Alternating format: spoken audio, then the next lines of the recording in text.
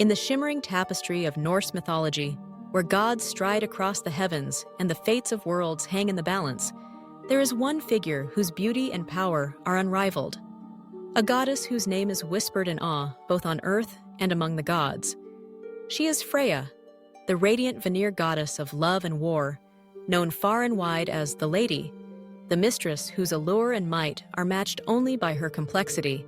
More than just a symbol of affection or a bringer of conflict, Freya stands at the crossroads of life's deepest passions, embodying the union of tenderness and ferocity in ways that have captivated hearts for centuries.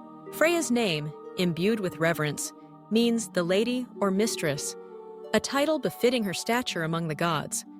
But titles alone cannot contain her legend. She is both the goddess of love's sweet fire and the grim specter of war, a duality that sets her apart even among the divine. Born of the Vanir, a tribe of gods revered for their wisdom in nature, prosperity, and the mysteries of life itself, Freya's presence demanded respect from all, even from the mighty Odin, chief of the rival Aesir. To truly understand Freya's story, one must journey back to the earliest days of the gods, when the world was young and the air was thick with the clash of empires. The Vanir and the Aesir, two great tribes of deities, stood opposed. The Vanir, masters of nature, fertility, and the cycles of growth, cherished harmony and the bounty of the land. The Aesir, by contrast, were gods of war, order, and law, their strength forged in the fires of combat and conquest. Inevitably, the differences between these tribes erupted into war, a conflict so fierce that it threatened to tear the cosmos asunder. Yet from the ashes of this war came peace. In the spirit of reconciliation, the Vanir sent Freya, along with her father Njord and her brother Freyr, as hostages to Asgard, the home of the Aesir. It was an act of trust and a bridge between worlds.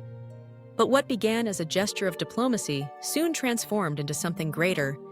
Freya, with her grace, wisdom, and unyielding spirit, became not just a guest, but one of the most powerful and cherished of the gods.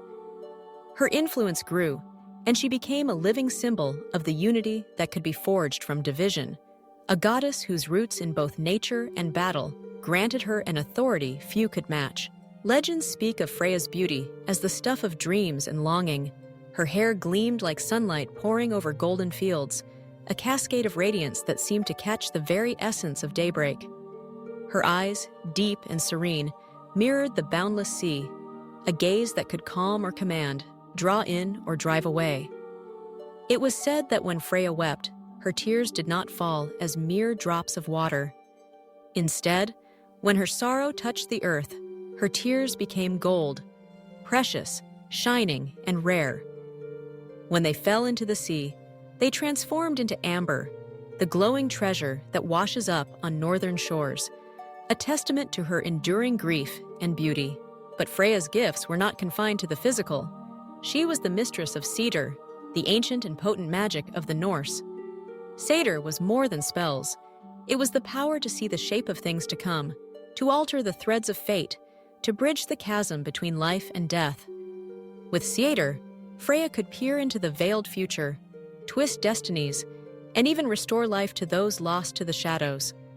Her mastery of this art was legendary, and it was she who taught Odin, the Allfather himself, the secrets of this magical craft. Through Seidr, Freya stood as a living link between past and future, between the realm of the living and the silent halls of the dead. In her hands, the boundaries that confine mortals and gods alike seemed to waver, and the world's mysteries drew a little closer. Among the treasures most closely tied to Freya, none shine as brilliantly or as mysteriously as Brisingamen, her fabled necklace. Crafted by 4 masterful dwarven smiths deep beneath the earth, Brisingamen was no ordinary adornment. To claim it, Freya was faced with a choice. She must spend a night with each of the 4 dwarves, a price she accepted of her own will. In this bargain, Freya's autonomy shone through. She was not coerced, but chose her path, embracing the power of her own agency. With Brisingamen around her neck, Freya's beauty and magical strength grew ever more dazzling. The necklace became a symbol of her independence, her right to choose, and the fierce pride she took in her own desires. It was also a token of the sacred connection between the goddess and the deeper forces of creation, a mark of her inseparable bond with the world's hidden energies. Yet to think of Freya only as the goddess of love is to miss half her story. On the battlefield, she was a force to be reckoned with, clad in Hervalshamr, an enchanted cloak of falcon feathers. This magical garment granted her the power to soar through the air at lightning speed, to sweep across the bloodied fields and claim the souls of fallen warriors. For in the Norse afterlife, not all who perished in battle were destined for Odin's famed Hall of Valhalla. Freya had the first pick of those slain, choosing half to join her in Sessrumnir, her own resplendent hall. While Valhalla resounded with the clash of weapons and the revelry of heroes training for the final battle, Sessrumnir was a place of peace and healing, where warriors could rest and be honored for their courage and love. Freya watched over not just the brave, but those who died for love, and even women who perished in childbirth, a testament to her compassion and the breadth of her guardianship. Freya's story is also one of love and loss, of devotion that transcends even the boundaries of the gods. She was wed to Odr, a figure shrouded in mystery, whose name itself means inspiration or ecstasy.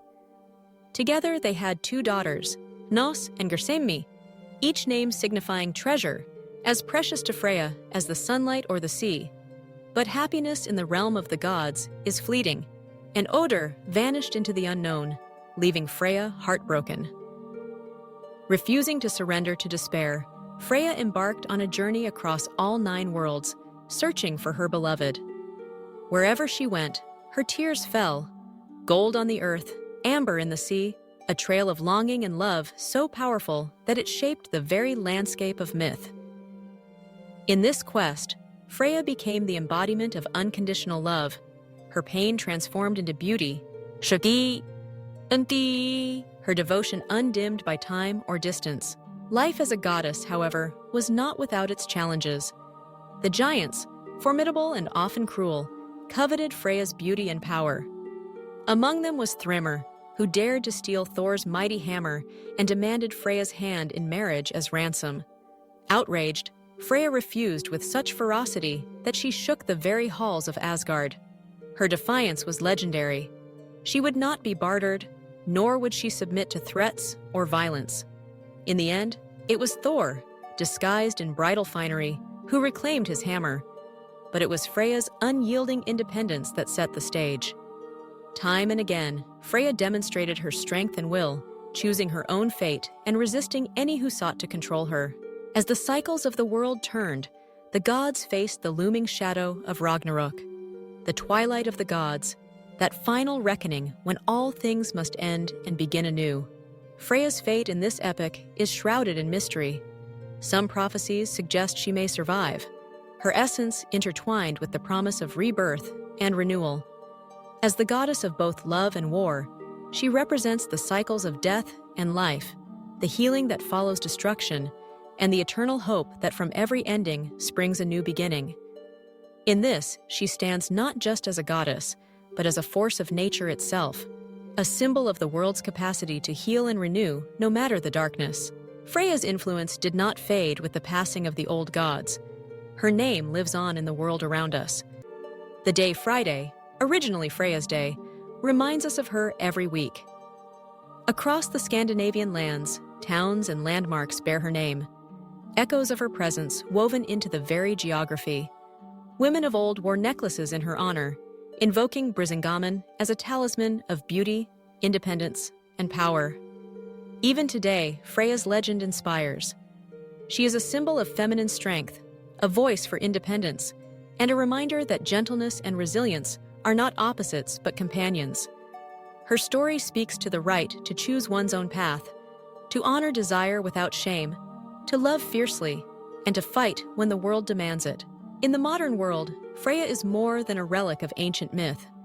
She stands as an icon of empowered womanhood, her dual nature a testament to the richness and complexity of the feminine spirit.